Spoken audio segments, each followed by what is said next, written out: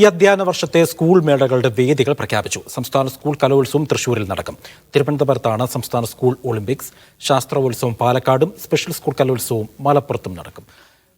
വിജിൻ ചേരുന്നുണ്ട് വീണ്ടും. വിജിൻ, ഈ സ്കൂൾ കലോത്സവവുമായി ബന്ധപ്പെട്ടുള്ള വാർത്തയുടെ വിശദാംശം എന്താണ്? തൃശൂരിലാണ് സംസ്ഥാന സ്കൂൾ കലോത്സവം.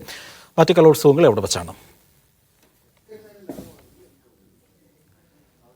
അജി, ഇന്ന് വിദ്യാഭ്യാസ മന്ത്രി വിളിച്ചു ചേർത്ത അധ്യാപക സംഘടനാ നേതാക്കളുടെ യോഗത്തിലാണ് നിലവിൽ ഈ അധ്യയന വർഷത്തെ സ്കൂൾ കലണ്ടർ വിദ്യാഭ്യാസ മന്ത്രി പ്രകാശനം ചെയ്തത്.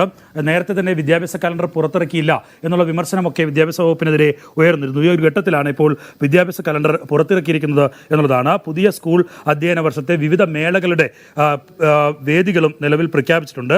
സ്കൂൾ കലോത്സവം തൃശ്ശൂരിലും, ഒപ്പം തന്നെ സംസ്ഥാന സ്കൂൾ ഒളിമ്പിക്സ് അത് തിരുവനന്തപുരത്താണ് നടക്കുക. ശാസ്ത്രോത്സവം പാലക്കാടും, ഒപ്പം സ്പെഷ്യൽ സ്കൂൾ കലോത്സവം മലപ്പുറത്തുമാണ് ഇത്തവണ നടത്താനുള്ള തീരുമാനം എടുത്തിരിക്കുന്നത്. 3 വർഷത്തിന് ശേഷമാണ് തിരുവനന്തപുരത്ത് ഈ സ്കൂൾ കായികമേള വരാനിരിക്കുന്നത് എന്നുള്ളതാണ്. എന്തായാലും അധ്യാപക സംഘടനാ യോഗത്തിൽ അധ്യാപകർ സ്കൂൾ സമയമാറ്റവും, ഒപ്പം തന്നെ സൂംബയുമായി ബന്ധപ്പെട്ട വിഷയങ്ങളും മറ്റ് ലഹരി നിർമ്മാർജ്ജനം ചെയ്യുന്നതുമായി ബന്ധപ്പെട്ട വിഷയങ്ങൾ ഒക്കെ ചർച്ചയായി. ഇതിൽ സ്കൂൾ സമയമാറ്റത്തിലും ഒപ്പം തന്നെ സൂംബ നടത്താനുള്ള കായിക അധ്യാപകർ ഇത് പഠിപ്പിക്കാനുള്ള നിർദ്ദേശം നൽകിയ അത്തരം നിർദ്ദേശങ്ങൾക്കെതിരായ ചില വിമർശനങ്ങളും അധ്യാപകർ ഉന്നയിച്ചു എന്നാണ് വിദ്യാഭ്യാസ മന്ത്രി തന്നെ വ്യക്തമാക്കിയത്. എന്തായാലും സ്കൂൾ സമയമാറ്റത്തിൽ നിലവിൽ മാറ്റം വരുത്താൻ വിദ്യാഭ്യാസ വകുപ്പ് തീരുമാനിച്ചിട്ടില്ല എന്നുള്ളതാണ് വിദ്യാഭ്യാസ മന്ത്രി യോഗത്തിൽ വ്യക്തമാക്കിയത്. അതിനുശേഷം മാധ്യമങ്ങൾക്ക് മുന്നിലും അതേ നിലപാട് വിദ്യാഭ്യാസ മന്ത്രി ആവർത്തിക്കുകയും ചെയ്തു. അജി.